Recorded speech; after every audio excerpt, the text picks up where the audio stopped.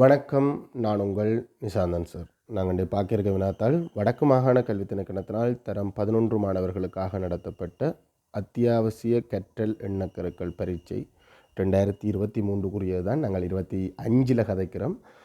Second term சிலபஸை முடித்த பிறகு செகண்ட் டேர்ம் வரையான சிலபஸுக்குள்ளே உள்ளடங்கப்பட்ட ஒரு இஎல்சி பரீட்சை, செகண்ட் டேர்ம் முழுமையாக உள்ளடக்கப்பட்ட ஒரு இஎல்சி பரீட்சை. நீங்கள் செகண்ட் டேர்ம் முழுமையாக படித்து முடிச்சிட்டிங்களா இப்போ இந்த குறித்த காலம் அதுக்குரிய காலம். ஸோ இந்த சந்தர்ப்பத்தில் நீங்கள் இந்த வினாத்தாளை முழுமையாக செய்து பார்க்கலாம். நல்ல ஒரு பயிற்சி, இலகுவான வினாத்தாள். அதாவது நீங்கள் இது கடினமாக இருக்கும் இல்லை, இலகுவிலிருந்து கடினம் நோக்கி கொண்டு போகிற ஒரு வினாத்தாள். செய்து பார்க்குறேன்டா கீழே டிஸ்கிரிப்ஷன் பகுதியில் லிங்க் இருக்கும். பிள்ளைகள் லிங்கை பயன்படுத்தி வினாத்தாளை தரவிறக்கம் செய்யுங்க. தனிப்பட்ட முறையில் வினாத்தாள்களை ஒவ்வொருத்தருக்கும் என்னால் அனுப்ப முடியாது, அதனால் தான் அதெல்லாம் வகைப்படுத்தி டிஸ்கிரிப்ஷன் பகுதியில் போட்டிருக்கேன். அதே மாதிரி வாட்ஸ்அப், வைபர், டெலிகிராம் குரூப்புகள்லையும் போட்டிருக்கேன். தனிப்பட்ட முறையில் கேட்குறது என்ன கொஞ்சம் சங்கடப்படுத்தும். அப்படி தனிப்பட்ட முறையில் கேட்குறேன்னா என்னுடைய வகுப்பில் இருக்கிற மாணவர்களாக இருந்தால் நான் கட்டாயம் அவங்க கேட்குறதுக்கு நான் தனிப்பட்ட முறையில் அனுப்புவேன். அதில் எந்த பிரச்சனையும் இல்லை. இந்த வீடியோ எனது சூம் மூலமான கணித வகுப்பு இந்த ரெக்கார்டிங். நீங்களோ இல்லை உங்களோட தம்பி தங்கைகளோ சூம் மூலமான கணித வகுப்புகளுக்கு இணைந்து கொள்கிறோன்னா தாராளமாக இணைந்து கொள்ளலாம். சில நேரம் பொருத்தமானதாக இருக்கும், அது மிக பயனுள்ளதாகவும் இருக்கும். சில நேரம் பொருத்தமற்றதாகவும் இருக்கும். ஏனென்றால் அது இந்த ஃபோன் பாவனையில் எங்களுக்கு அப்படி அங்கால கவனக்கிழப்புகள் வரும். அப்படி இருந்தால் அது பயனற்றதாகவும் இருக்கும். சந்தேகங்களை கேட்கலாம். உங்களுக்கு ஏற்படுற சின்ன சின்ன சந்தேகங்களாக இருந்தால் வாட்ஸ்அப்லேயே கிளியர் பண்ணுவேன். இல்லை கொஞ்சம் பெரிய சந்தேகம் கட்டாயம் உங்களோட கலந்துரையாடணும், உங்களோட விளங்கப்படுத்தணும் அப்படின்ற சந்தர்ப்பத்தில் வகுப்பில் கலந்துரையாடுவேன். ஸோ இந்த வகுப்பில் இந்த ஆரம்பத்தில் இல்லாட்டி முடிஞ்ச பிறகு கூட சொல்லுவேன், இந்த ஒரு சந்தேகம் கதைக்கு இருக்கிறோம், இந்த சந்தேகம் வகுப்பு முடிஞ்சோன்னு கதைப்போம்னு சொல்லிவிட்டு கதைப்போம். இணைந்து கொள்கிறேன்டா கட்டாயம் இணைந்து கொள்ளுங்க. இதன் மூலம் எனக்கு ஒரு வருமானம் கிடைக்கும். வருமானம் இல்லாமல் எந்த ஒரு சேவையும் தொடர்ந்து வழங்க இயலாது. இந்த வீடியோ பிடிச்சிருந்தா, இந்த வீடியோ பார்க்குற பிள்ளைகள் இந்த வீடியோ ஏன்னா நான் திரும்ப திரும்ப சேவ் பண்ண மாட்டேன். இந்த வீடியோ பிடிச்சிருந்தா இந்த வீடியோவை உங்களோட நண்பர்களோட பகிர்ந்து கொள்ளுங்க. ஒரு நல்ல பேப்பரை செய்து பார்க்க போறியோ இந்த பேப்பரை செஞ்சு பாருங்கள்.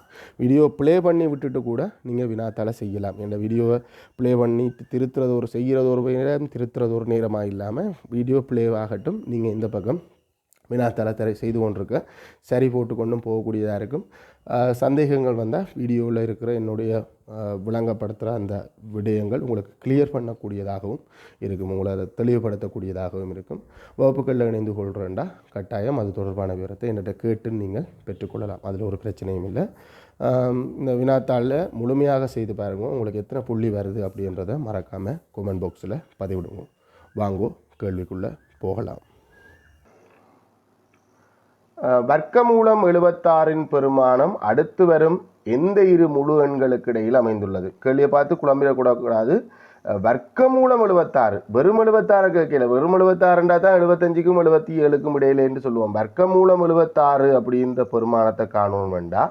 76 இந்த வர்க்கமூலத்து இந்த பெருமானம் ஒரு நிறைய எண்ணாக இருக்காது. ஏன் 76 ஒரு நிறைய வர்க்க எண் இல்லை, 76 எந்த ஒரு எண் இந்த வர்க்கமும் இல்லை. ஆகவே 76 ஒரு நிறைய எண்ணா இருக்கே இயலாது.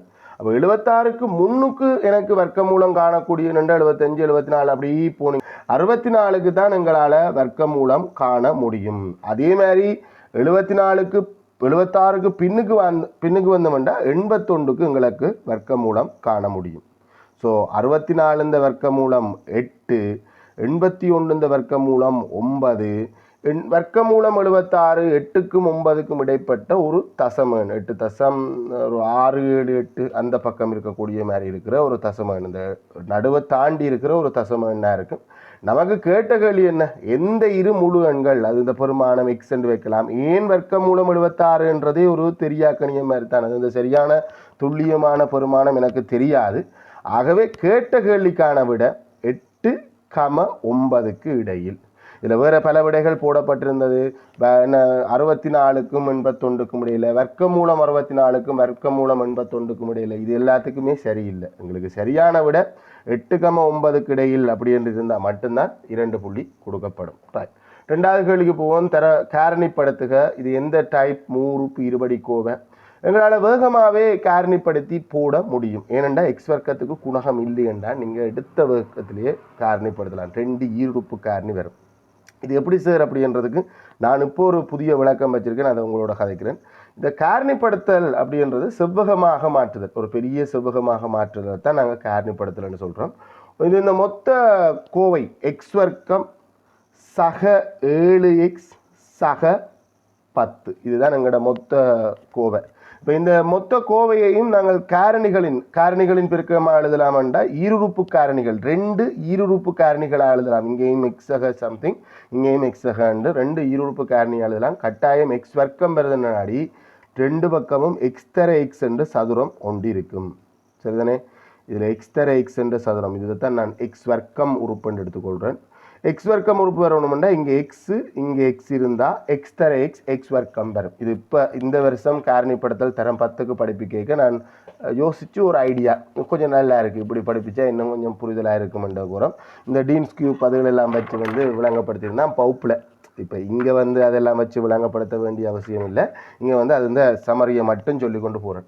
இங்கே கடைசி உறுப்பு சக 10ஆக இருக்கணும். அதாவது இதில் இருக்கிற 2 பேரும் பெருக்க சக 10 வரணும். இவர் எக்ஸோட பெருக்கி இந்த 2 பேரையும் கூட்ட 7xம் பெற வேணும். அப்போ நாங்கள் சக 10 வர்ற பெருக்கத்தை யோசிப்போம். சக 10 வர்ற பெருக்கம்ண்டா 1 தர 10, வெரி குட், 2 தர 5 என்ற 2 பெருக்கம் தான் 10 தரக்கூடிய பெருக்கங்கள். அப்புறம் இதில் 2ம் போடலாம், 1 5 போட்டோம்னா 2 பேரையும் கூட்டும் போது 11x வந்துடும். எனக்கு 11x இல்லையே, 7x வரணும். ஆகவே இவர் 2 பேரும் தான் சக 7x வரணும். முன்னாடி 2 பேரும் சக. அப்போ ஒரு காரணி எக்ஸ் சக 2, மற்ற காரணி எக்ஸ் சக 5. இது 2ஐயும் பெருக்கி பாருங்க, அந்த 7x சரியாக வருதான்னு பாருங்க. சக 2 தர எக்ஸ் சக 2x, இது சக 5x. ஆகவே எங்களால் வேகமாகவே, ஏன் எதுக்கென்று கேட்காமல் வேகமாகவே எக்ஸ் சக 2 ஒரு காரணி, எக்ஸ் சக 5 ஒரு காரணி என்று வேகமாகவே எழுதலாம். அது 2 புள்ளியும் கிடைக்கும், ஒரு பிரச்சனையும் இல்லை. இல்லை சார் கொஞ்சம் சிலவாக எழுத போகிறேன் என்று சொன்னால் முதல் உறுப்பும் மாறாது, கடைசி உறுப்பும் மாறாது. அந்த பிரக்கெட்டுக்குள்ளே நாங்கள் பட்டிகளாக போட்டிருக்கோம் பார்த்தீங்களா, அந்த மாதிரி 4 உறுப்பு கோவையாக எழுதுறது. இந்த 7xை 2ஆக உடைச்சு எழுத போகிறேன். சக 2x சக 5x. மாறிகள் இருந்தாலும் பிரச்சனை இல்லை. 5x 2x 2x 5x, அதில் ஒரு பிரச்சனையும் இல்லை. முதல் 2 பேர்லேயும் பொது எடுக்கிறது. முதல் 2 பேர்லேயும் யாரை பொது எடுக்கலாம்? எக்ஸை பொது எடுக்கலாம். எக்ஸை பொது எடுத்தால் எக்ஸ் சக 5 அப்படின்னு வரும். அடுத்த 2 உறுப்புலையும் யாரை பொது எடுக்கலாம்? கட்டாயம் குறி முக்கியம். ஏதோ ஒரு உறுப்பு 2 பேரை ஒரு 2ஆக செப்பரேட் பண்ணுறதுக்கு ஒரு குறி வேணும். ஸோ குறியோட ஒரு 2ஐ பொது எடுக்கலாம். எக்ஸ் சக 5 வரும். இப்போ 4 உறுப்பாக இருந்தது ஈருறுப்பு காரணியாக மாறுது, ஈருறுப்பு கோவையாக மாறுது. இப்போ எக்ஸ் சக 5 பொது எடுத்தா இங்கே மிஞ்சிற எக்ஸும் அங்கே மிஞ்சிற சக 2ம் சேர்ந்து மற்ற காரணி தரும்.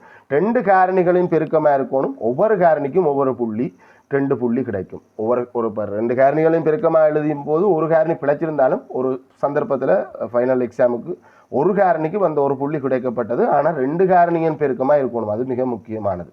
ஒருவில் தரப்பட்டுள்ள தகவல்களுக்கு ஏற்ப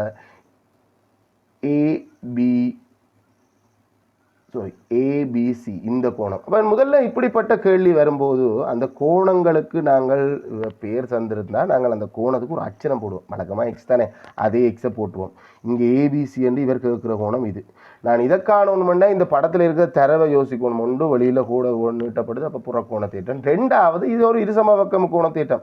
2 பக்கங்கள் நீளத்தில் சமனாக இருந்தால் முக்கோணத்தில், வேறு எந்த தலைவருக்கும் இல்லை, முக்கோணத்தில் 2 பக்கங்கள் நீளத்தில் சமனாக இருந்தால் சமனான பக்கங்களுக்கு எதிரான கோணங்கள் சமன். அப்போ இங்கே எக்ஸ் போட்டிருக்கோமா, அப்போ இந்த கோணமும் எக்ஸ். சில பிள்ளைகள் இது 60 போட்டுட்டு இங்கே 60 கொண்டு போட்டுறதும் இருக்குது. நான் இங்கே முதல்ல இருசம பக்க முக்கோண தேட்டத்தை அப்ளை பண்ணுறேன். பிறகு ஒரு நேர்கோட்டில் உள்ள அடுத்துள்ள கோணம், எப்பவும் புறக்கோண தேட்டம் தான் வரணும் இல்லை. இந்த முறை புறக்கோணம் இருக்குது, அதனாடி புறக்கோண தேட்டத்தை அப்ளை பண்ணணும் இல்லை. இந்த முறை கிடைச்சது இந்த எக்ஸோட அந்த தேட்டம் என்னென்னா ஒரு நேர்கோட்டில் உள்ள அடுத்துள்ள கோணங்கள் இந்த கூட்டுத்தொகை 180. அதாவது எக்ஸோட இந்த எக்ஸ் எல்லாம் ஒன்று தானே. எக்ஸோட 120 கூட்ட 180 வரணும். ஆகவே எக்ஸ் சமன்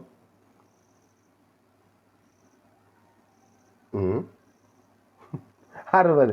அது நேர போடலாம்னா நேர போட வேண்டியது, அதில் மினக்கெட்டு கொண்டு இருக்கக்கூடாது. இப்போ கழிச்சு காட்டியா எல்லாம் நீங்கள் நேரடியாக 120லேருந்து 60 கழிச்சு என்ன 120 என்ன 180லேருந்து 120 கழிச்சு 60 என்ற புள்ளி இருந்தால் முழுமையான 2 புள்ளிகளும் கிடைக்கும். இல்லை ஒரு புள்ளி கிடைக்கிறது, அதாவது முழுமையான புள்ளி கிடைக்காத சந்தர்ப்பத்தில் ஒரு புள்ளி கிடைக்கிறதுக்கு என்ன வாய்ப்புண்டா இந்த தேட்டம் அப்ளை பண்ணி இந்த கோணம் சமன் போட்டிருந்தாலோ சில பிள்ளைகள் இது 60 பாகை என்று கண்டுபிடிச்சிட்டு இதை போட மறந்துருக்கலாம். படத்தில் இந்த இடத்துல 60 பாகை இருந்திருந்தாலும் உங்களுக்கு ஒரு புள்ளி கிடைக்கும். ரைட். இந்த 4வது கணக்கு இருக்கிற சண்டை இருக்கே, பெருஞ்சண்டை. இது எல்லா இடமும் பெரும் பிரச்சனை தான். மடக்கை வடிவில் தருகண்டா ஏதோ எல்லாம் எழுதியிருப்பாங்க, லொக்கண்ட சொல் இருக்காது. லொக்கு இல்லாமல் அது என்னடா மடக்கை, தமிழ்லேயும் எழுதலாம் மடக்கை, மட என்று எழுதலாம். ஏன் நாங்கள் ஆங்கிலத்தில் எழுதுவோமே லொக், எல்லாருக்கும் பொதுவான குறியீடு, மொழி ரீதியான இல்லாமல் கணித ரீதியான ஒரே குறியீடாக லொக் என்ற சொல்ல பயன்படுத்துவோம். லொக்குக்கு நாங்கள் எல்ஓஜி என்று எழுதும் போது எல்லாம் தொடுத்து எழுதுவோம். ரைட். மடக்கைக்கு யார் அடியோ சுட்டிக்கும் அவர் தான் அடி. சுட்டி இந்த அடி 4 மடக்கை இந்த அடி 4. ஆனால் அது ஜிக்கு கீழே சின்ன சைஸில் எழுதப்படணும். 1024 தான் பெருசாக இந்த இடத்துல எழுதணும். லொக்குக்கு நேராக 1024 வரணும், சமன் 5. அதாவது மடக்கு என்பது வலுவக்கான்ற கேள்வி. 1024 4இன் எத்தனையாம் வலுகண்டு கேட்கப்படும் போது 5ஆம் வலுகண்டு விட வருது. அதாவது மடக்கேந்த அடியும் சுட்டிந்த அடியும் ஒன்றுதான். மடக்கைக்கு அடி இங்கே எல்ஜிக்கு கீழே சின்ன சைஸில் இருக்கும். வழக்கமான சுட்டி மாதிரி இருந்தால் சுட்டிக்கு அடி பெருசாக இருக்கும். மடக்கையில யார் வலுவோ, வலுதான் சுட்டிக்கான விட, அதாவது சமனுக்கு இங்கால வரும். மடக்கையில யார் பெருமானமோ அவர்தான் மடக்கையில, சுட்டியில யார் பெருமானமோ அவர்தான் மடக்கையில கேள்வியே. ஸோ இதில் மாற்று வடிவம், இது ஒரு வடிவம், இது ஒரு வடிவம், இது ஒன்று சமன்பாடு இல்லையே. எங்கே இது சார் லோக் வந்துலாம் கேட்கப்படாது. இது என்ன சமன்பாடா? எக்ஸ்ன்றது தெரியாக்கணியம் இருக்கும்போது எக்ஸ் காண்றதுக்கான தீர்வா நடக்குது இல்லையே. இது ஒரு வடிவம், இது ஒரு வடிவம். மடக்கை வடிவத்துக்கு தருக இந்த வடிவம் இருக்கணும். கட்டாயம் பிள்ளைகள் இந்த 3 பேரும் ஒரே லைனில் இருக்கணும். 4 மட்டும்தான் கீழே இருக்கணும். அப்படி இருந்தால் மட்டும்தான் முழுமையாக சரி போட்டு 2 புள்ளி இல்லை. ஒரு சொட்டு புள்ளி இருந்தாலும் புள்ளி இல்லை. ஒரு எந்த கதை வச்சுக்க முடியும் இல்லை. இதுக்கு புள்ளி கொடுக்கலாமோன்னு நீங்கள் கேட்கலாம். பாருங்க, இப்படி சில பிள்ளைகள் இந்த மாதிரி எழுதியிருக்கும். அது என்ன சொல்கிறது, எழுதப்படும். இந்த பாருங்க இப்படி எழுதுவாங்களா, லாக்கண்ட் எழுதி அடி 4 இங்கே இருக்கும், 1024ஆம் வலு மேலே போடும், சமன் 5 இங்கே வரலாம். சில நேரம் அந்த 5 கூட அந்த 1024க்கு மேலே இருக்கும். இது வந்து பிழையானது பிழையானது பிழையானது. பிழை போடுங்கோ ஏண்டா, அப்போ தான் அடுத்த முறை நாங்கள் பிழை விடாமல் சரியாக எழுதுவோம். ரைட். 5வது கேள்வி, தரப்பட்டுள்ள உருவில் வட்டத்தின் மையம் ஓ ஆகும். வட்டத்தின் மையம் ஓன்னு சொன்னோன்னே எங்களுக்கு நிறைய விடயம் வரலாம். மையத்திலேருந்து பரிதியை நோக்கி போகிற கோடுகள் ஆரைகள் எத்தனை இருந்தாலும் சமன். பட் இதில் ஒரு ஆரை தான், 2 ஆரை இருக்குத்தான். ஆனால் அது ரெண்டும் ஆரைன்னு சொல்கிறத விட விட்டம் என்று சொல்கிறது தான் பொருத்தமாக இருக்கும். ஏன்னா ஓவினூடாக செல்கின்ற ஒரு நேர்கோடு விட்டம். என்ன, நான் ஓவினூடாக வட்டத்தின் பரிதியில் எல்லாம் 2 புள்ளிகள் இணைக்கிற கோடு விட்டம்.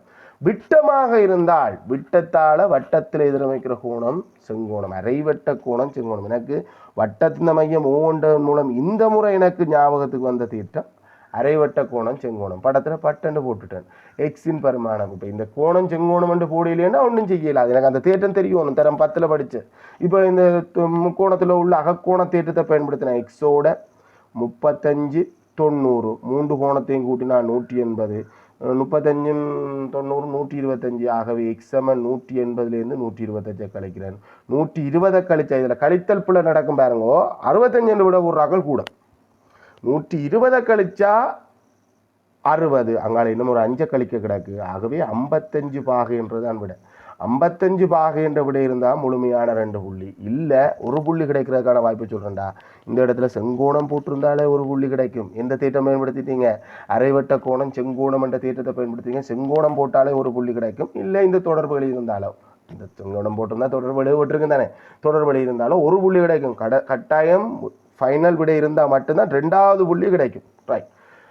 பின்வரும் சமநிலையை தீர்த்து எக்ஸின் நேர் நிறையன் தீர்வை தருக. இந்த வருஷம் பார்த்துருப்பீங்க, மறை நிறையன் தீர்வுகளும் கேட்கப்படலாம். அப்போ நேர் நிறையன் தீர்வு தான் கேட்கப்படணும் இல்லை, மறை நிறையன்கள்லையும் தீர்வு கேட்கப்படலாம். நேர் நிறையன் தீர்வு முதல்ல தீர்ப்பம். இது என்ன சொல்லியிருக்கு? 3x உண்டண்ட கோவை. இந்த கோவை தான் 13 விட சின்னனாக அல்லது சமனாக இருக்கா. அப்போ இந்த கோவையை 13 விட சின்னனாக அல்லது சமனாக இருக்க வேண்டுமென்றால் எக்ஸ் எப்படிப்பட்டதாக இருக்கணும்? தீர்ப்பம் வழக்கமான சமன்பாடு தீர்த்தல் மாதிரி தான். உறுப்பு நகரத்தில் ஒரு பிரச்சனையும் இல்லை. அப்போ சக உண்டு அங்கே அனுப்புகிறேன், சய உண்டு போகும்.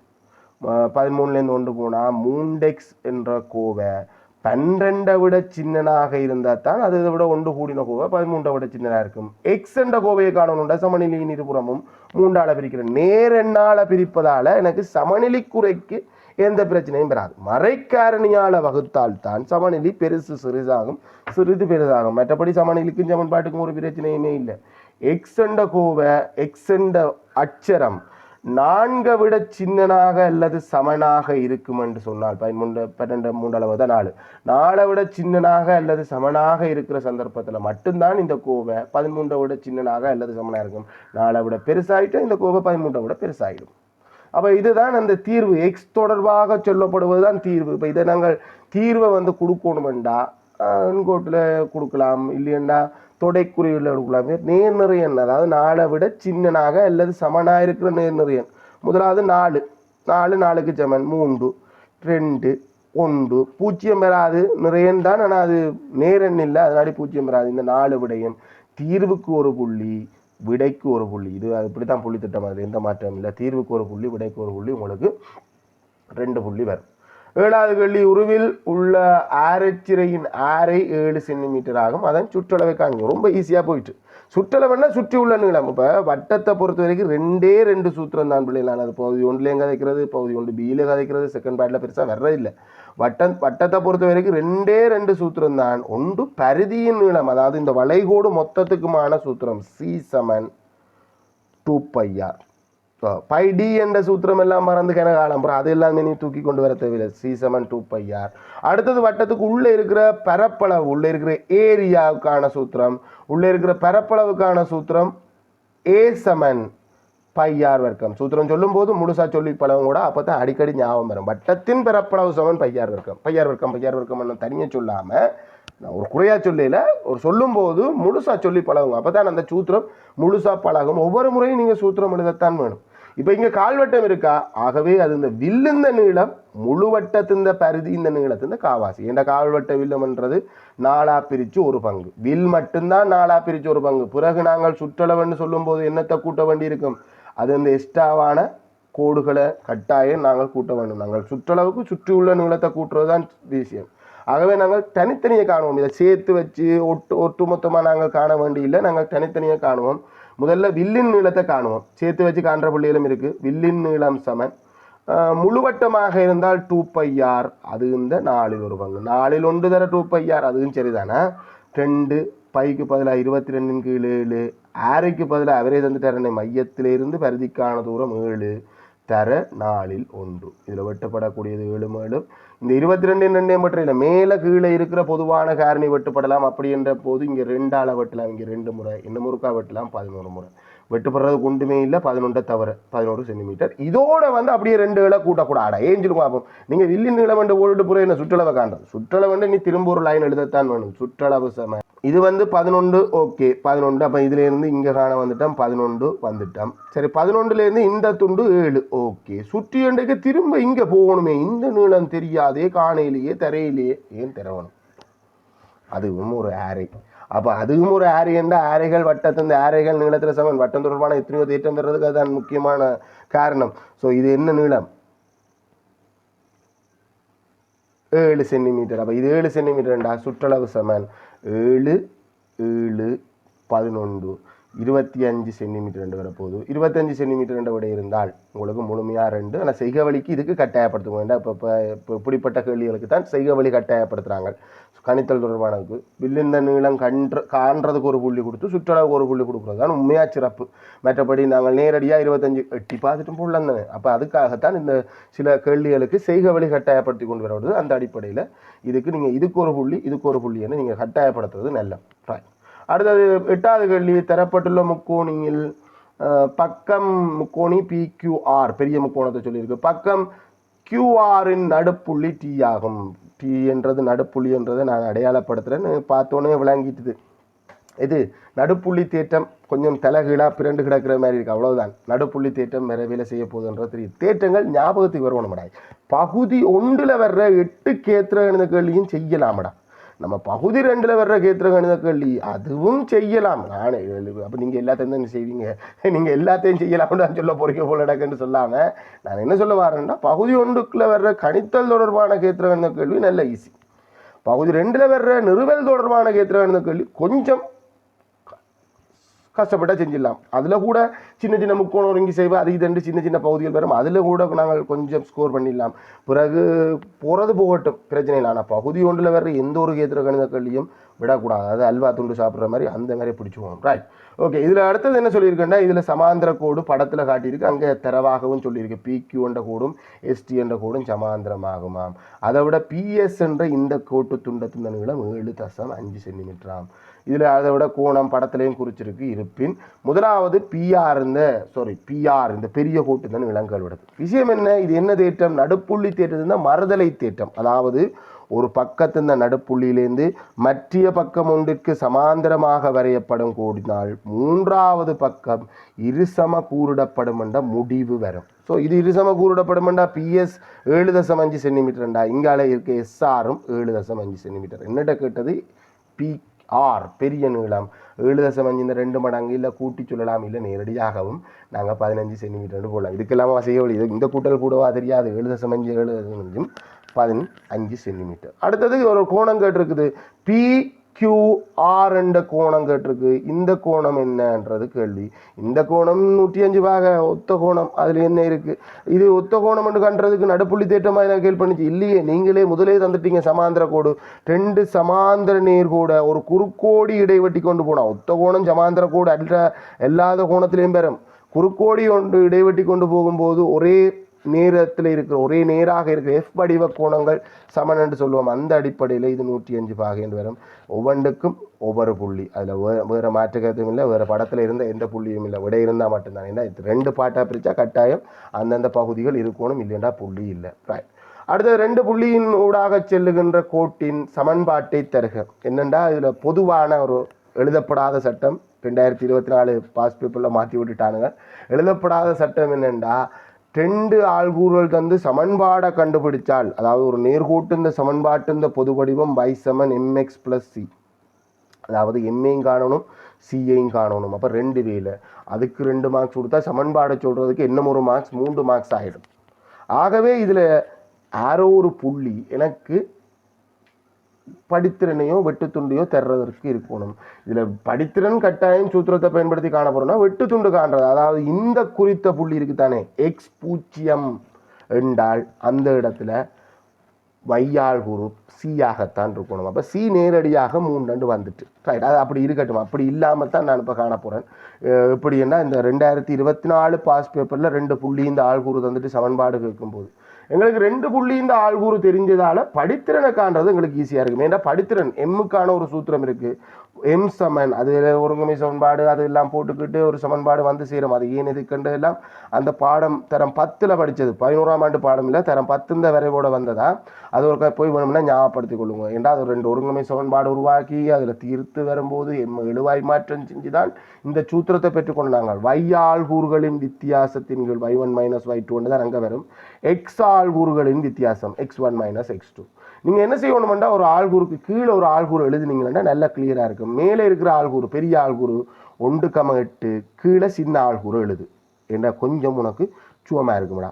அதே ஓடரில் களி 8லேருந்து மேலே பின்னுக்கு தானே வழக்கமாக கழிக்கிறேன். நான் இப்படி எழுதுனாண்டா வழக்கமான கழித்தல் உனக்கு ஞாபகம் வரும்போது எது ஃபஸ்ட்டு கழிக்கணுன்றதை விளங்கிடும். 8லேருந்து 3 களி, 1லேருந்து 0 களி, 8லேருந்து 3 போனால் 5, 1லேருந்து 0 போனால் 1, 5 1ஆல் வகுத்தா 5. ஆகவே படித்திறன் 5. இப்போ வெட்டுத்துண்டை கண்டுபிடிக்கணும். வெட்டுத்துண்டை கண்டுபிடிக்கிறது இப்போ இந்த கோட்டு இந்த சமன்பாடு ஓரளவுக்கு கிட்ட வந்துட்டு y = 5x சக c மாறிட்டு இந்த கோட்டு இந்த சமன்பாட்டில் ஏதாவது ஒரு புள்ளியை பிரதியிடுவதன் மூலம் நீங்கள் சியை கண்டுபிடிக்கலாம். இந்த புள்ளியை பிரதிட்டீங்கன்னா பட்டண்டு சி வந்துடும். ஏன் இதில் எக்ஸுக்கு 0 போடும்போது y 3 இருக்கணும். எக்ஸுக்கு நான் 0 போட்டால் எக்ஸ் சார்பான இந்த உறுப்பு 0 ஆகிடும். ஆகவே நேரடியாக சி y இந்த பெருமானத்தை தருவணும், 3 தருவணும். ஆகவே சி 3. ஆனால் நான் வேணுமென்று மற்ற புள்ளியை பிரதியிடுறேன். எக்ஸுக்கு நான் 1 போட்டால் y எனக்கு 8 தருவணும். அதாவது சமன்பாட்டாக பிரதியிட்டுனுண்டா 8 வரணும் yக்கு, எக்ஸுக்கு 1 போடும் போது. ஸோ சியை காணணும்னா இந்த I 5 அங்கே போய் கழிவட்டால் 8லேருந்து 5 போனால் எப்போவுமே 3 தான். அது எந்த புள்ளியாக இருந்தாலும் இந்த 3 தான் தரும். ஆகவே இந்த கோட்டு இந்த சமன்பாடு y = 5x சக 3 என்று வரும். இந்த முறை புள்ளித்திட்டம் 2024க்கு புள்ளித்திட்டம் தந்ததன்படி சொல்லுவேன்டா, இந்த பிரதியிடல் எம்மை காண்றதுக்கான பிரதியிடலுக்கு ஒரு புள்ளி, சமன்பாட்டை சரியாக சமர்ப்பிக்கிறதுக்கு ஒரு புள்ளி. ஸோ இதுவே நாங்கள் இந்த புள்ளியை நாங்கள் இங்கே பிரதியிடுவோம்டா எண்ணம் வேகமாகவே நாங்கள் சியை கண்டுபிடிக்கலாம். இப்போ சமன்பாடை கஷ்டப்படாமல் எண்ணம் வேகமாக கண்டுபிடிக்கலாம். எப்படி நண்டு வேறக்கூடா இப்போ இதில் நான் எக்ஸுக்கு பூஜ்ஜியத்தை போட்டேன்டா 5 தர 0 சக சி சமன் 3, அதாவது இந்த பை 3ஆக வரணும். 5 தர 0 0, பூஜ்ஜியத்தோட சியை கூட்டினா நேரடியாக சி மட்டும்தான், சி சமன் 3. ஆகவே உங்களுக்கு சமன்பாடை இன்னும் வேகமாக கண்டுபிடிக்கக்கூடியதாக இருக்குது. சுருக்குக அச்சரகணித பின்ன கூட்டல், அச்சரகணித பின்ன கூட்டல் பகுதியின் சமனாக இருக்கணும். சமன் இல்லை போமாசி எத்தனை 3x. எங்களுக்கு பொதுவாக இதில் இருக்கிறதுல பெரியால் வர்ற மாதிரி தான் வரும். இது அப்படியே வந்திருக்கு. ஆகவே தொகுதியன் மாறாது. இது 3ஆல் பெருக்கப்பட்டிருக்கு. 3ஆல் பெருக்கணும். ஏற்கனவே 3 இருக்குது, இருக்கட்டும். எனக்கு 3ஆல் பெருக்கப்பட்டிருக்கு பகுதியன். ஆகவே 3ஆல் பெருக்கணும். 3ஆல் பெருக்கும் போது 9. விட வந்து 3x மேல் 10 வரும். கலப்பு எண்ணில் ஒரு மேலே பகுதியன் பெருசாக இருக்குது, தொகுதியன் பெருசாக இருக்குது. இந்த கதையெல்லாம் இல்லை. பின்னத்தை பொறுத்த வரைக்கும் எனக்கு அச்சரகணித பின்னத்தை பொறுத்த வரைக்கும் பின்னம் மட்டும்தான். அது 3க்கு முழுவன் வர்ற அந்த டைப்லாம் வரவே வராது. ஆகவே 3x மேல் 10 அப்படி என்று இருந்தால் முழுமையான 2 புள்ளிகள் கிடைக்கும். இல்லை இந்த 1 மார்க்ஸ் கிடைக்கிறதுக்கான வழி இந்த லைனை சரியாக இருந்தாலும் 1 புள்ளி கிடைக்கும். 11வது கேள்விக்கு போவோம். உருவில் தரப்பட்டுள்ள தகவல்களுக்கு ஏற்ப YNZ, முதல்ல அது எங்கே இருக்குன்னு படி. YNZ இந்த கோணத்தை கேள்விடுது. இதுக்கு ஒரு அச்சரம் போடும். ஒன்றில் இங்கே தந்த கோணம் யாரெண்டு பேர், இல்லை கேட்ட கோணம் யாரெண்டு பேர். கேட்ட கோணம் எனக்கு தெரியுது. வையிலிருந்தும் சட்டில் இருந்தும் எண்ணில் எதிரமைக்கிற வட்டத்தின் எஞ்சிய பரிதியில் எதிரமைக்கிற கோணம். ஸோ இந்த கோணத்தை காணணுமெண்டா இதே வையிலிருந்தும் சட்டிலிருந்தும் வேறு எங்கேயாவது இந்த வை செட்டுன்ற வில்லால வேறு எங்கேயாவது கோணம் எதிரமைக்கப்படுதா, ரிஃப்ளெக்ட் பண்ணப்படுதா? எங்கே எம்மில் எதிரமைக்கப்படுது. அப்போ எம்மில் எதிரமைக்கப்படுகிற கோணத்தை நான் கண்டனண்டா என்னால் காணலும். இல்லை எம்மில் எதிரமைக்கிற கோணமும் இந்த கோணமும் சமனாக இருக்கும். இந்த எம்மில் எதிரமைக்கிற கோணம் நேர்கோட்டில் உள்ள அடுத்துள்ள கோணம். தேவையில்லாமல் இந்த பெரிய படத்தை பார்த்து பேப்பரை கொண்டு இல்லை. அங்கே அந்த கோடு போய் வெளியில் சும்மா எக்ஸில் முட்டுது. அந்த எக்ஸென்ற கோணத்துக்கும் இங்கே எந்த சம்பந்தமும் இல்லை. எக்ஸென்ற கோணத்தையும் 130ஐயும் கூட்டினா 180 வரணும். நேர்கோட்டில் உள்ள அடுத்துள்ள கோணங்கள் இந்த ரெண்டையும் சேர்த்தா 180 வரணும். அப்போ எக்ஸமன் 130 அங்கால போய் கழிச்சா 50 பாக. எக்ஸமன் 50 பாக என்று இருந்தால் முழுமையான 2 புள்ளி கொடுங்கூடா. இல்லை இந்த கோணம் இந்த கோணத்துக்கு சமன், அந்த விடை இல்லாத சந்தர்ப்பத்தில் இந்த கோணம் இந்த கோணத்துக்கு சமன்ன்றதை படத்தில் குறிச்சிருந்தாலோ சில பிள்ளைகள் இந்த கோணம் 50 பாகன்னு குறிச்சிட்டு இங்கால காணாமல் விட்டுருக்கலாம். அப்படியான சந்தர்ப்பத்தில் 1 புள்ளி கிடைக்கும். 2 புள்ளியும் கிடைக்கணுமெண்டா இறுதி விடை இருக்கணும். பொருளொன்று 6 செகண்டில் இயங்கிய தூரம் உருவில் உள்ள தூர நேர வரைவில் காட்டப்பட்டுள்ளது. பொருளின் கதியை காண்க. 6 செகண்டில் இந்த கடைசி பாயிண்ட்டுக்கு போனால் சரி. இந்த நீங்கள் இடப்பெயர்ச்சி என்ன வேக நேர வரைவு விஞ்ஞானத்தில் படித்த வேக நேர வரைவு இங்கே குழப்பத்தை இல்லை. எங்களுக்கு இருக்கிற ஒரே வரைவு தூர நேர வரைவு. கடைசி பாயிண்டில் போனீங்கண்டா அவன் 6வது செகண்டில் 6 மீட்டர் போயிருக்கான். அதாவது கதின்றது ஓரலகு நேரத்தில் பயணிக்கின்ற தூரம். 6 செகண்டில் 6 மீட்டர் போயிலேண்டா 1 செகண்டில் 1 மீட்டர் போயிடும். 1 மீட்டர் செகண்ட் -1. கதிக்கான சூத்திரம் கதி சமன் தூரத்தின் கீழ் நேரம். என்ன பிரச்சனை? எங்கள் 2 அலகு தான் நாங்கள் கதைக்கப்படணும். ஒன்றில் மீட்டர் செகண்ட் -1 2 அலகுல கதைப்போம். இல்லையண்டா கிலோமீட்டர் per hour 2 அலகுல கதைப்போம். இது நேரம் வந்து நிமிடத்தில் இருந்தால் நாங்கள் மணித்தியாலமாக்கி போட வேண்டி இருக்கலாம். சில நேரம் செகண்ட் ஆக்கி போட வேண்டி இருக்கலாம். இல்லையண்டா நேர்வீத சமனில் செய்வோம். ஆனால் இதுக்கு சூத்திரத்திலேயே போடலாம். 6 கீழ் 6 1 வரும். 1 மீட்டர் செகண்ட் -1. அலகு முக்கியம் இல்லை. 1 இருந்தால் உங்களுக்கு முழுமையான 2 புள்ளியும் வரும். இந்த அலகு பகுதி ஒன்றில் பெருசாக பார்க்குற இல்லை. 13வது கேள்வி ஒரு சின்ன எளிய சமன்பாடு தீர்த்தல். அதுவும் பின்னம் இருக்கிற மாதிரி எளிய சமன்பாடு தீர்த்தல். பின்னம் இருக்கிற மாதிரி எளிய சமன்பாடு இல்லை. அது எந்த சமன்பாடையும் நாங்கள் பின்னம் இருக்கிற சமன்பாடு வச்சிருக்கவே மாட்டோம். பின்னம் இல்லாத சமன்பாடாக மாற்றத்தான் வேணும். பின்னம் இருக்கிற மாதிரி எந்த ஒரு சமன்பாடும் வச்சுக்க மாட்டோம். அப்போ பின்னம் இல்லாத மாதிரி மாற்றுறதுக்கு குறுக்கு பெருக்கம். குறுக்கு பெருக்கம்ண்டா இந்த பக்கம் ஒரு பின்னம், இந்த பக்கம் ஒரு பின்னம். இதை ஒரு பின்னமாக்க வேண்டாம். இந்த ஒன்று அங்கால் அனுப்புவோம். அந்த சந்தர்ப்பத்துக்கு ஏற்றா போல முடிவெடுக்கலாம். இது வந்து இன்னும் ஒரு பின்னமாக இருந்தாலோ இல்லை இன்னும் ஒரு அச்சரமாக இருந்தாலோ நான் இது ஒரு பின்னமாக்குறதை பற்றி யோசிச்சிருப்பேன். இது ஒரு பெருமானம். அங்காலையும் ஒரு பெருமானம் இருக்குது. அதனால இந்த சகோன்ற உறுப்பை அங்கே அனுப்புகிறேன். சகோண்ட உறுப்பு அங்கே போகும்போது சயோண்டு வரும். சயோண்டு 3லேருந்து 1 கழித்து 2 நேர போடும். அதையும் ஒரு பின்னமாக கருதினி என்றால் 2 கீழ் 1 குறுக்க பெருக்கினி என்றால் 2x சமன். இந்த கோடுகள் நீங்கள் போடக்கூடாதா? 10x சமன். இப்படி அடுத்த குறுக்கத்துக்கு சமனாக இருக்கும். 2க்கு சமனாக இருக்கும். 10x சமன் 2 2 2 2 வாரம்.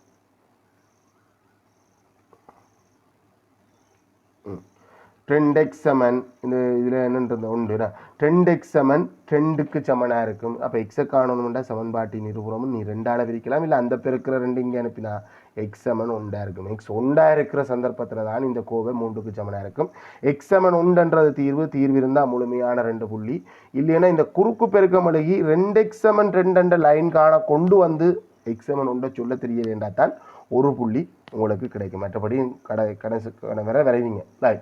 14வது கேள்வி. ஆண்டுக்கு 10% கூட்டு வட்டி வழங்கும் வங்கி ஒன்றில் குமார் ரூபாய் 10,000 வைப்பு செய்தால் 2 வருடங்களின் பின்னர் அவருக்கு கிடைக்கும் மொத்த பணத்தை காண்க. மொத்த பணம், அதாவது வைப்பிலிட்ட மூலம் அவருக்கு கிடைக்கும் மொத்த பணம் விட்ரோ பண்ணும்போது மொத்தமாக, இது கூட்டு வட்டி, அதான் பிரச்சனை.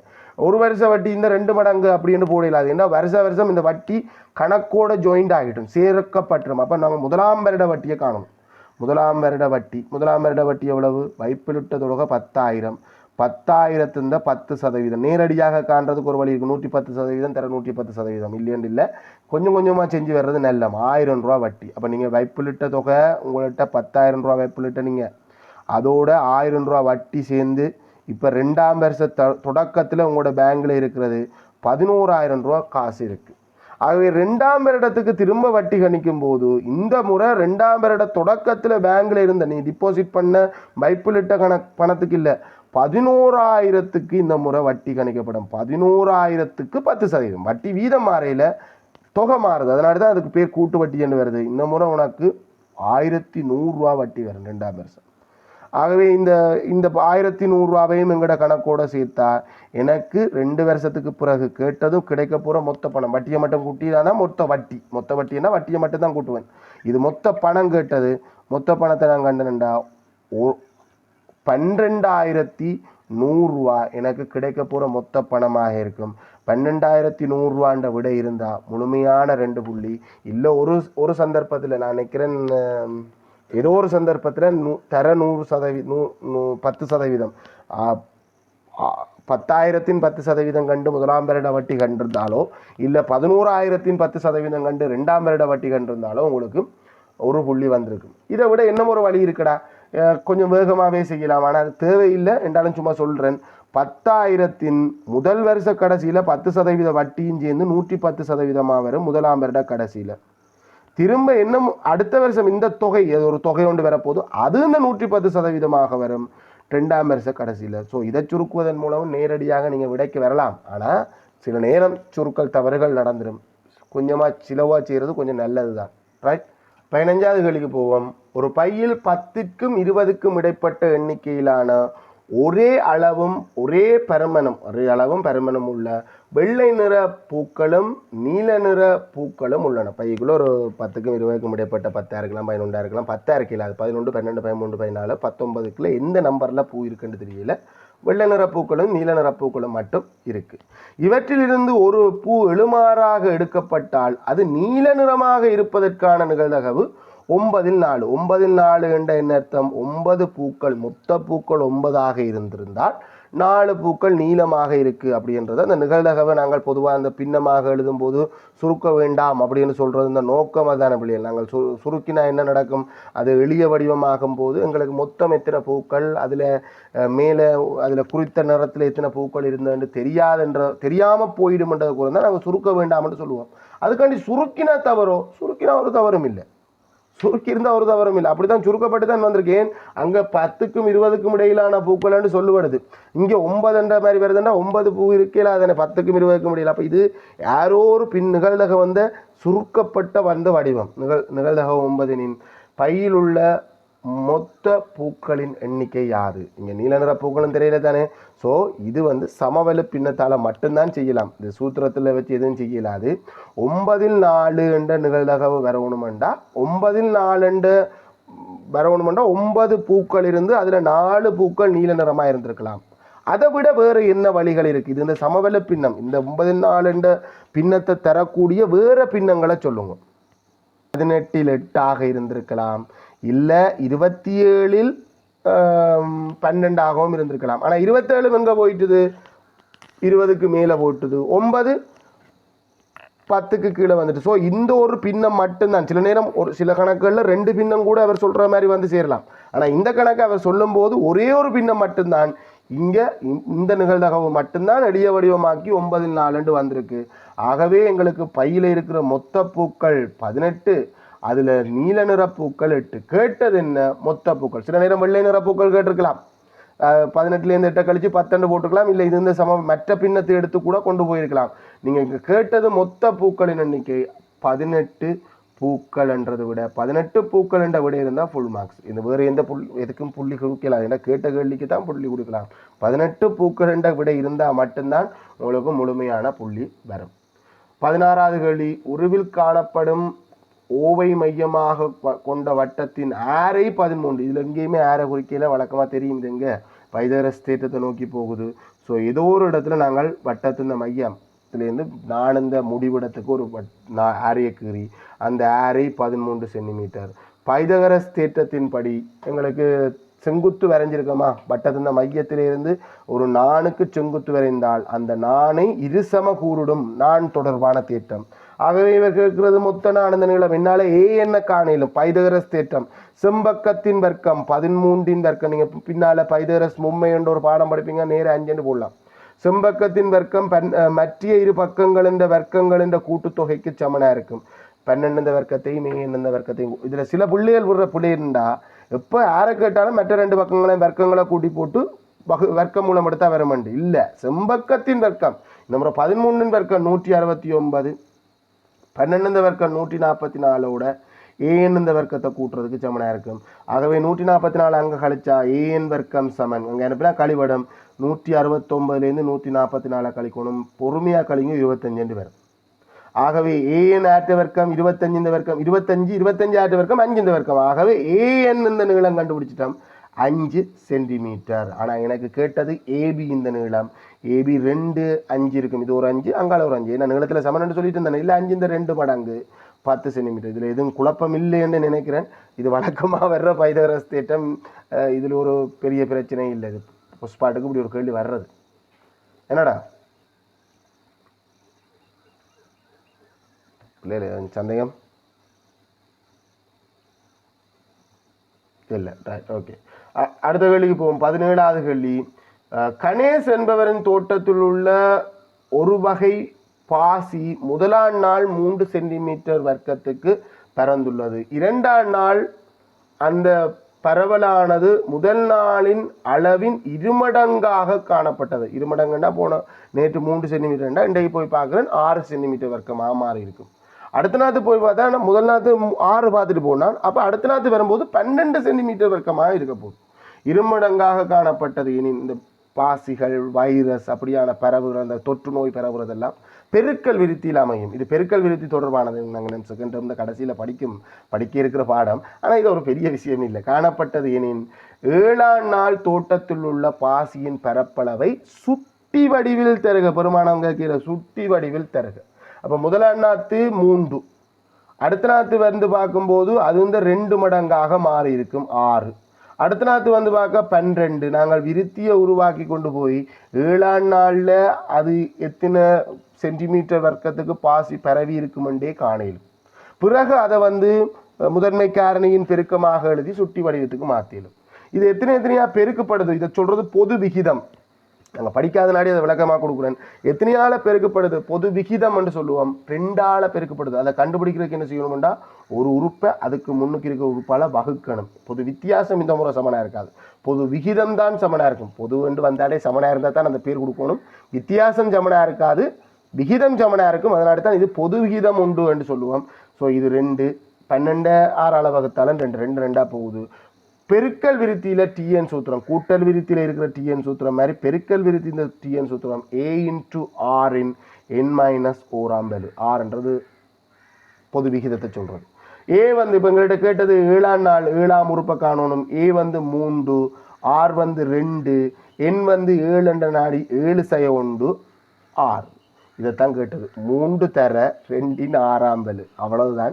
2×6 2 தர 2 4. நீங்கள் விருத்தியாக போட்டுட்டும் போயிட்டு பெருமானத்தையும் காணலாம். ஆனால் அவர் கேட்டது சுட்டி வடிவில். சுட்டி வடிவில் இருந்தால் மட்டும்தான் முழுமையான 2 புள்ளி. இல்லை விருத்தியால் உருவாக்கி அவங்க சில நேரம் நான் நினைக்கிறேன் 7ஆம் நாள் எவ்வளவு பாசி அந்த குளத்துக்குள்ளே இருந்திருக்கும்ன்றதை சரியாகவே துல்லியமாகவே காணலும். அது பெருமானத்திலேயே கண்டிருக்கலாம். 7ஆம் நாள் இன்றைக்கு 2 6 32 64 64 தர 3 192 சென்டிமீட்டர் வர்க்கத்துக்கு பாசி பரவப்பட்டிருக்கும் என்று கண்டிருந்தால் அந்த ஒரு புள்ளி கொடுக்கலாம். ஏன்னா அதில் சரியாக யோசிச்சிருக்காங்க, அதில் பிள்ளை இல்லை. ரெண்டாலும் இங்கே கேட்கப்பட்டது 3 தர சுட்டி வடிவில். என்ன சார் இது ஒரு சுட்டியா? இல்லையே, சுட்டிகளின் பெருக்கமாகத்தான் வருது. அதை எதிர்பார்க்கறது நீங்கள் அதை சுருக்கம் எல்லாம் தேவையில்லை, அதை நீங்கள் சுட்டி வடிவிலேயே தந்தா காணுமன்றதை தான் எதிர்பார்க்கப்படுது. இதுதான் அதுக்கான இதை விட பொதுவாக ஒரே தனிச்சுட்டியாக தருகின்ற மாதிரி சொல்லல தானே. அதனால நீங்கள் இதை பற்றி கடுமையாக பயப்பட வேண்டாம். இது தரப்பட்டுள்ள உருவில் ஏபி என்ற கோடும் எல்எம் என்ற கோடும் சமாந்திரமாம். படத்தில் கூட இல்லை, நாம் போடுவோம் சமாந்திரம். அதே மாதிரி ஏசி என்ற கோடும் எல்என் என்ற கோடும் சமாந்திரமா. ஓகே, அதுவும் குறித்தாச்சு. ஆகவும் பிஎம் என்ற இந்த கோட்டு துண்டமும் சிஎன் என்ற இந்த கோட்டு துண்டமும் சமனா. அப்படி என்று சொன்னால் இந்த முக்கோணி ஏபிசி என்ற பெரிய முக்கோணமும் எல்எம்என் என்ற இந்த முக்கோணமும் என்ன சந்தர்ப்பத்தில் ஒருங்கி செய்யும்? அப்போ ஒருங்கி செய்யும் என்றால் மேலதிகமாக இல்லை, அது ஒருங்கி செய்கிறதுக்கு தேவையான தரவுகள் இங்கே இருக்குது. ஒரு முக்கோணங்கள் ஒருங்கி செய்கிறதுக்கு செங்கோண முக்கோணத்துக்கு 4 ஆப்ஷன், சாதாரண முக்கோணத்துக்கு 3, பக்கம் பக்கம் பக்கம் பக்கம் கோணம் பக்கம் கோணம் கோணம் பக்கம். இது எதுக்குள்ள வருது? முதல்ல சமனாக இருக்கிறாக்களை பார்ப்போம். ஒரு பக்கம் சமன் என்று சொன்னவர் அது முக்கோணத்தின் பக்கம் இல்லையே. பிஎம் என்ற பக்கம் இந்த முக்கோணத்தில் ஒரு சின்ன ஒரு கோட்டில் ஒரு சின்ன துண்டு.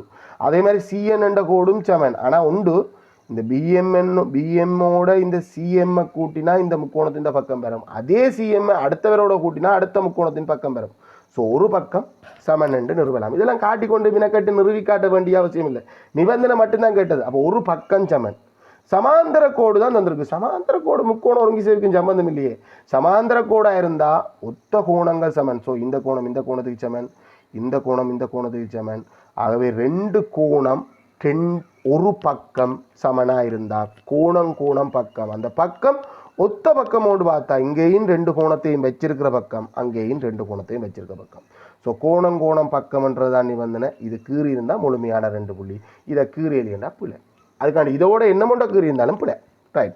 பின்வரும் அச்சர கணித உறுப்புகளின் பொது மடங்குகளில் சிறியதை காண்க. மினக்கிட தேவையில்லை, நம்பருக்கு மட்டும் போமாசி 4க்கும் 12க்கும் 3க்கும். 12 4க்கும் மடங்கு 3க்கும் மடங்கு. அப்போ நம்பருக்கு போமாசி 12, அப்புறம் 24க்கு போகிறாங்க, நம்பருக்கு போமாசி 12. எக்ஸ் இந்த உயர்வலு வர்க்கம், y இந்த உயர்வலு வர்க்கம். ஆகவே 12 எக்ஸ் வர்க்கம் y வர்க்கம். இதுக்கு மினக்கட்ட அடுத்தடுத்த கேள்விக்கு இந்த நேரத்தை கொண்டு போயிடலாம். இப்போ வலுக்களின் பெருக்கமாக எழுதணும். 2 வர்க்கம் தர எக்ஸின் 1ஆம் வலு என்று வரும். 12ன்றது 2 தர 2 தர 3, 2 வர்க்கம் தர எக்ஸின் 3 1ஆம் வலு எக்ஸின் வர்க்கம் y 1ஆம் வலு என்று வரும். 3y வர்க்கம் என்றது 3 1ஆம் வலு y வர்க்கம். இருக்கிற பொமசி என்னும் போது முதன்மை காரணியின் பெருக்கமாளினா இருக்கிற எல்லா காரணியும் பெறணும். 2 வரும், அது வந்து உயர்வலு வர்க்கம். 3 வரும், 2 இடத்துல இருந்தாலும் 1ஆம் வலு. எக்ஸ் வரும் 3 இடத்துல இல்லை 2 இடத்துல இருக்கு உயர்வலு வர்க்கம். y வரும் உயர்வலு வர்க்கம். இதை சுருக்கும் போது தான் அந்த விட வந்தது. ஆனால் அதை நீ மனசால நேரடியாக போடலாம் அட்சர கணித உறுப்புகளுக்கு. அட்சர கணித கோவைகளாக வந்தால் நம்ம ஒரு வேலையெல்லாம் செய்ய வேண்டியிருக்கும், காரணிப்படுத்தி அதை காரணிகளின் பெருக்கமாக மாற்ற வேண்டியிருக்கும். அட்சர கணித உறுப்புகள்லாம் பகுதி ஒன்றுக்கு வரும் என்று சொல்லப்பட்டிருந்தாலும் கொஞ்சம் இதை தாண்டி யோசிங்க. நான் இதை எதிர்பார்க்குறேன். இதை தாண்டி அடுத்த ஸ்டெப்பில் இருக்கிற கணக்குகள், கோவைகளாக வர்ற கணக்குகள் எதிர்காலத்தில் வர்றதுக்கு வாய்ப்பு இருக்கொழிய இதுக்கு செய்க வழியை கட்டாயப்படுத்துறதுக்கு வாய்ப்பு இல்லை. அது 100% நான் நம்புகிறேன்.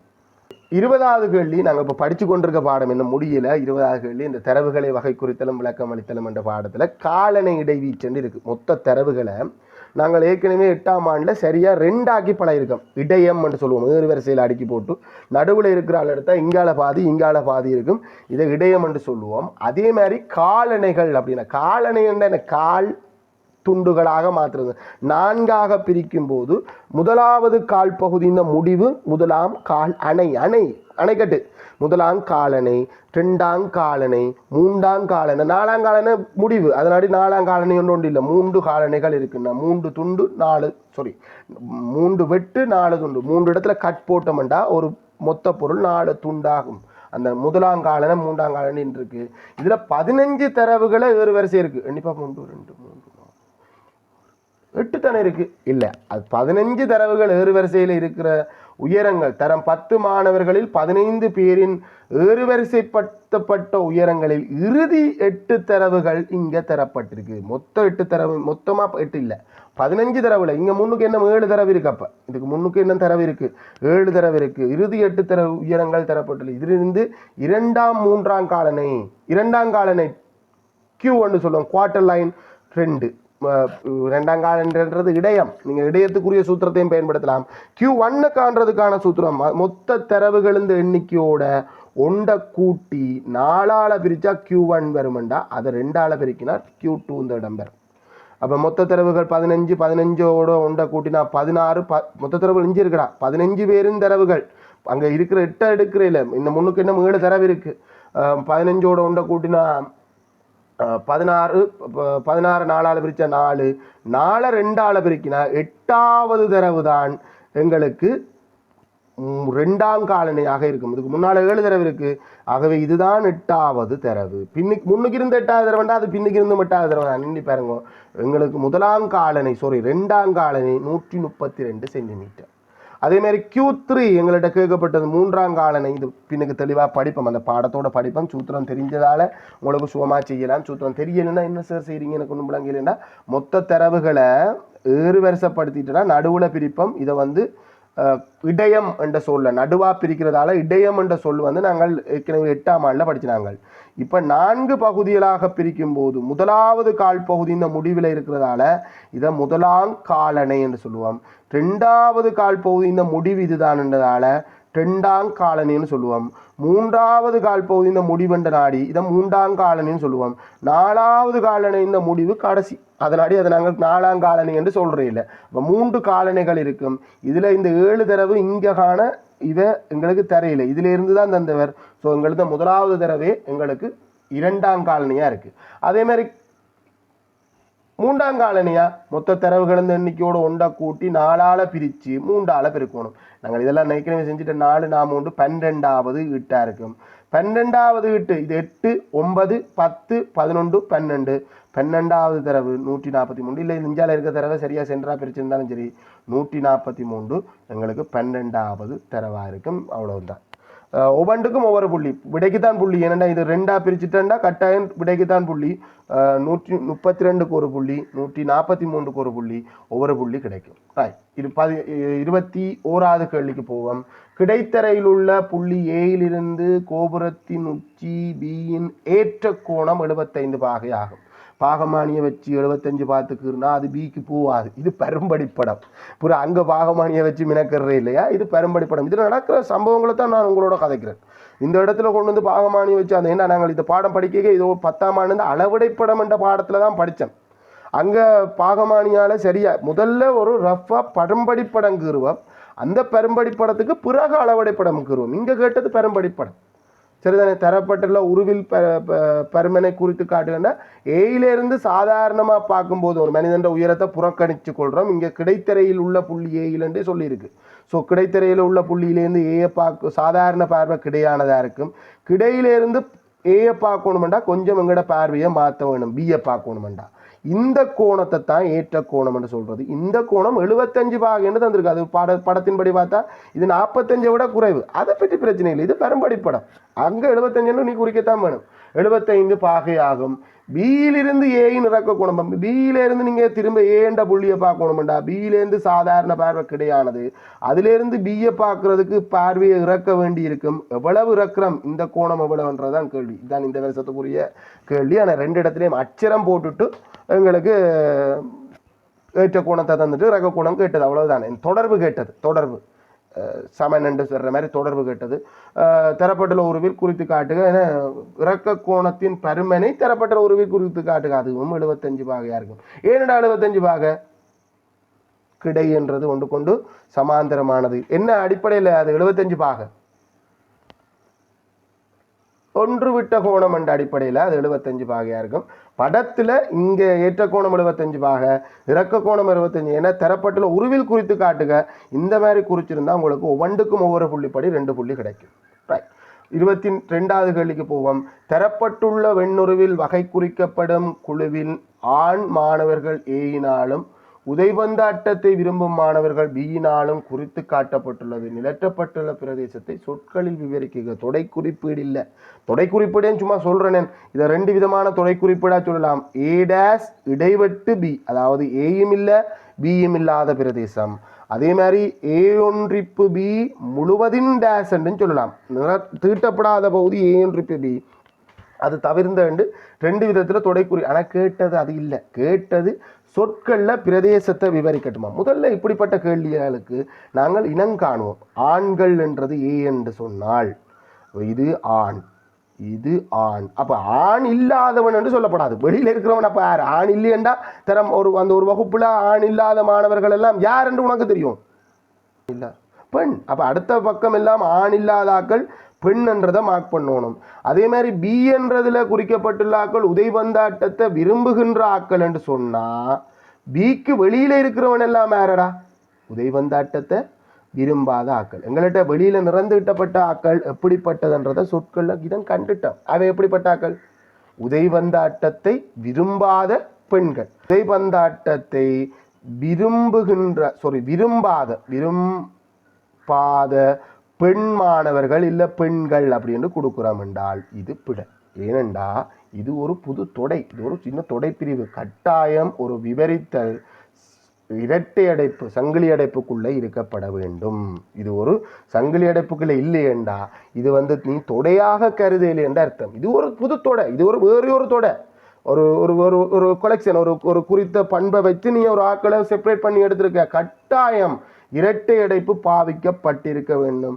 உதைபந்தாட்டத்தை விரும்புகின்ற பெண்கள் உதைபந்தாட்டத்தை விரும்பாத பெண்கள் என்று சங்கிலி அடைப்புக்குள்ளே இருந்தால் மட்டும்தான் சரி போட்டு 2 புள்ளி கொடுங்க. மற்றபடி பிழைதான்.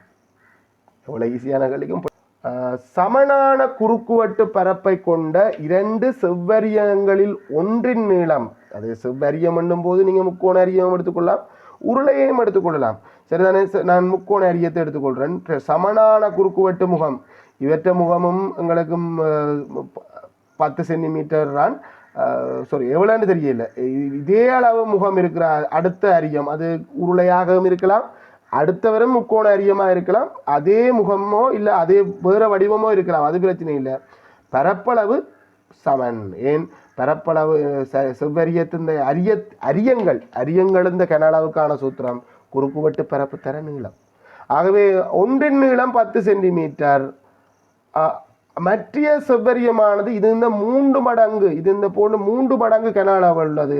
கனளவை கொண்டது அந்த செவ்வரியத்தின் நீளம். அப்போ இது இந்த அரியத்தின் அந்த என்ன சீரான குறுக்குவட்டு இந்த பரப்பளவு கேபிட்டல் ஏ என்று எடுத்துக்கொண்டோம்டா இதுவும் ஏதான். இது இந்த கனளவு 3 மடங்கு ஆகணும்டா கட்டாயம் நீளம் 3 மடங்காக இருந்திருக்கணும். இதுக்கு போட்டு சுற்றி வர்றது கொண்டும் இல்லை, நீளம் 3 மடங்காக இருந்திருக்கணும். ஆகவே 10 சென்டிமீட்டர் இந்த 3 மடங்கு 30 சென்டிமீட்டர். ஏன்னா இதுக்கு நான் தேவையில்லாமல் கணக்கை கதைக்கவே விரும்பலை. இது ஒரு நேரடி கேள்வி. 30 சென்டிமீட்டர் என்றதை விட 30 சென்டிமீட்டர் என்ற விட இருந்தால் முழுமையான 2 புள்ளி. ஏன்னா கனளவு 3 மடங்கு ஆகணும்டா குறுக்குவட்டு பரப்பு மாற போகிறது இல்லை. ஆகவே கனளவு 3 மடங்கு ஆகணும்டா கட்டாயம் நீளம் 3 மடங்காக இருந்திருக்கணும். 10 இந்த 3 மடங்கு 30. இதுவே உருளை டைப்பில் பரப்பளவு ஆரையே 2 மடங்காகும் போது கனளவு 3 மடங்கு ஆகாது, 2 மடங்கு இல்லை 4 மடங்கு ஆகும். என்ற ஆரையின் வர்க்கம் பரப்பளவு. அப்போ அது பரப்பளவு ரெட்டிப்பாகிற நாடி கனளவும் ரெட்டிப்பாகாமல் 4 மடங்காகும். அது வேறு கதை.